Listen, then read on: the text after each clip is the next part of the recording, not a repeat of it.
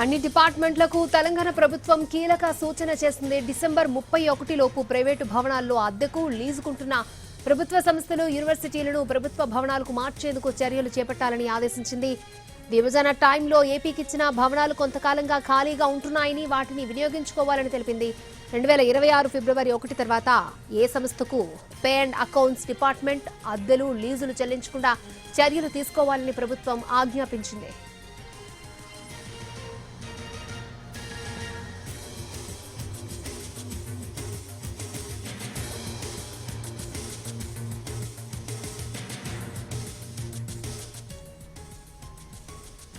అన్ని డిపార్ట్మెంట్స్ కి తెలంగాణ ప్రభుత్వం కీలక సూచన చేసింది. డిసెంబర్ 31 లోపు ప్రైవేటు భవనాల్లో అద్దెకు, లీజుకు ఉంటున్న ప్రభుత్వ సంస్థలు, యూనివర్సిటీలను ప్రభుత్వ భవనాలకు మార్చేందుకు చర్యలు చేపట్టాలని ఆదేశించింది. విభజన టైంలో ఏపీకి ఇచ్చిన భవనాలు కొంతకాలంగా ఖాళీగా ఉంటున్నాయని, వాటిని వినియోగించుకోవాలని తెలిపింది.